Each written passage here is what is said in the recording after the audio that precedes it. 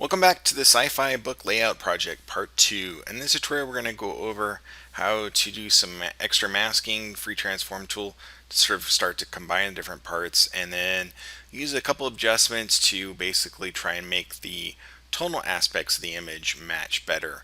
Not necessarily all the lighting conditions, but at least some of the tonal areas. So what I have here from the last tutorial, I kind of created this masked out this jet here, and I'm thinking it'd be kind of nice to select maybe a wing here and have it off to the side in terms of the image here. I don't know if I want the missile necessarily, so I'm going to probably just choose the wing here to do this. Now it's already a smart object, you can tell by the little icon here at the bottom right. So if I double click on this thumbnail, I'll go into the layer where there's the real mask here, which if I can hold the shift key, you can see it is a mask. So I'll close out this layer 2. There's no changes I want to add to it. So what I want to do is I'm going to use the Polygonal Lasso tool for this. So with the Lasso tool, it's the Polygon Lasso tool. If you hold the mouse down, you can go down to it. You can also just hit the L key as the hotkey for Lasso.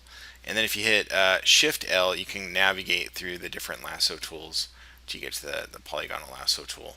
The way the Polygon Lasso tool works, if I zoom in here by controlling plus a little bit, you basically, it's kind of like the pin tool. You can click on a point and then move wherever you want, click again, and click again until you get your selection. So what I'm going to do is I'm going to go around this wing here. I'm going to go in kind of tight right here and go all the way across to about here. And I might get some of this foreground element too. And then just double click at the end there. And then with that select, all I got to do is click on the mask here. Before I do this, I'm going to duplicate this whole layer by right click, duplicate layer, click OK. That way I have a copy and I can turn that copy off. And then I'm going to click on the square circle, and now I have the wing here to work with. So this wing, I can place it wherever I want with the move tool. I just click on the little thumbnail and kind of move it around. But if I want to free transform it, which I kind of want to do here, I'm going to hit Control T. It's under the Edit Free Transform tool. The hotkey is Control T on a PC or Command T on a Mac. And in the free transform tool, if you right click in here, you have all these options here. So you have the ability to scale, rotate, skew, distort, perspective, and warp. What I'm going to try out is the skew. You just click on one of these and basically grab a corner, and you can see it starting to skew it in a little bit in a different direction. So I can try skewing it in a different way to try and get, I want it to be a little bit kind of angled out more. So it takes sometimes a little bit of finessing to kind of get the angle I want. Once I have that the way I want it to be, I think that'll be kind of nice. I'll hit enter. And then of course it's too small, so I'm going to hit Control T again and then just hold the Alt key and grab that corner and drag forward, or you can just grab the corner basically and pull it out. And so something like this over here would be kind of nice, I think. Now the shadow I'm not gonna be concerned about. I'm probably gonna have to paint over that part. Oh yeah. So this will require a little bit of photo manipulation. I am thinking though, where do I want this wing to come out? I kind of want it to be bigger. So I might want to break it a little bit, and I want to rotate just a little bit. Something like down here might be kind of cool. It's like a front wing kind of fin thing, but I might want to make it a little bit bigger. So nice thing is I can constantly do this without destroying any of the pixels in here because I made it into a smart object first. So I can play around with the placement and everything. So let's just say for sake that I like it here, I can hit enter, and that will accept that transformation. I'm not quite sure if I want to have it there, but maybe I do. And then if I want to have it on the other side, like a duplicate copy, I could make a copy of this just by holding the Alt key to make a copy of this and drag it down. As long as I'm below the image is where I'd want it to be in the stack, so I go all the way down below the actual construction vehicle.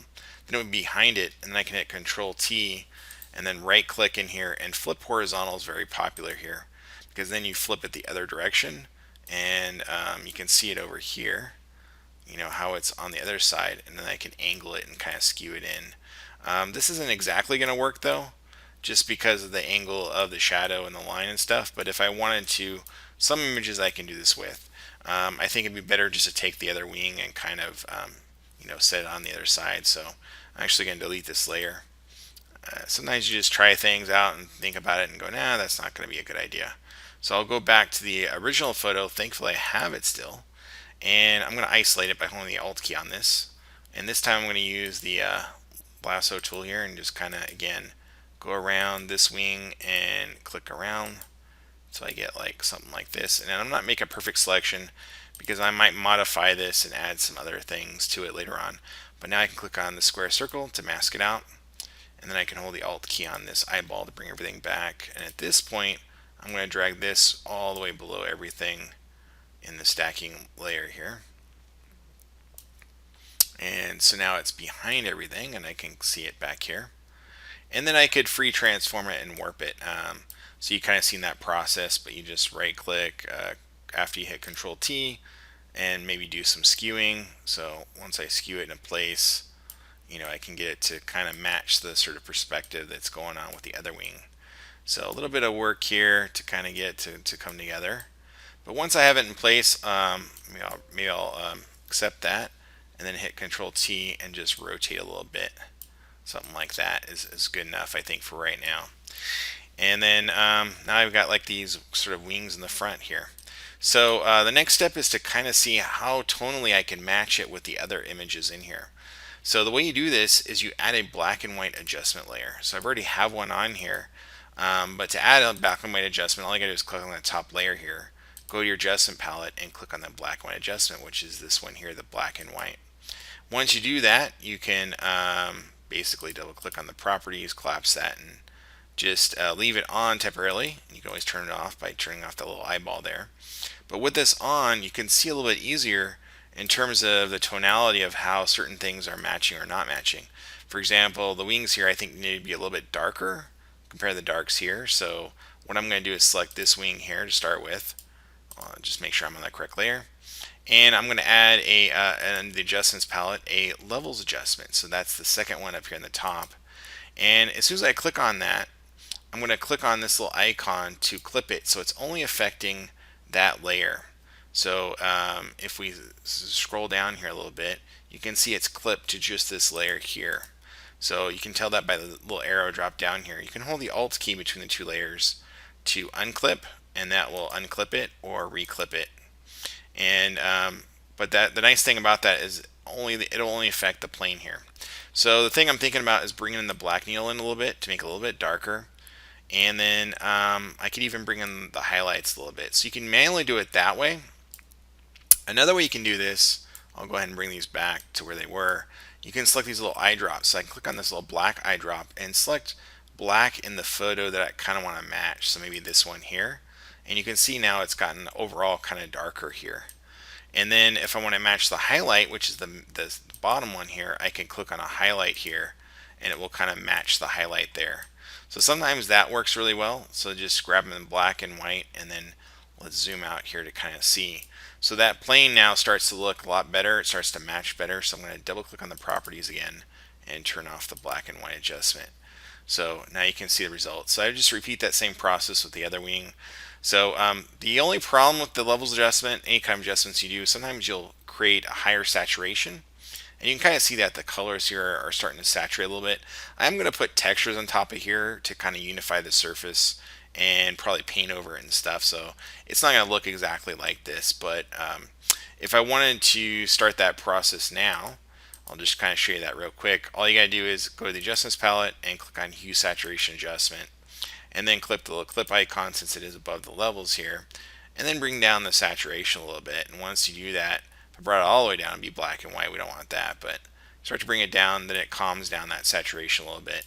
It's very subtle, but makes a huge difference. You don't want to overly saturate. If you want to increase saturation overall of everything, that's fine, but you don't want to overly saturate everything.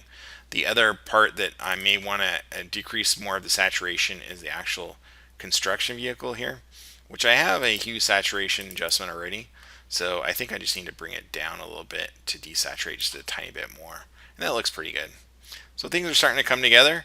So in the next tutorial, we'll cover more items with this project, but basically keep going with this, keep collaging things together, add that black and white top adjustment, and then add a levels adjustment and sort of match it tonally. In the next tutorial, I should have this a lot further down and the line, how it comes together.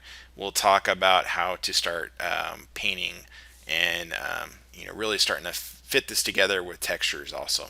Until next time, see you soon. Cheers.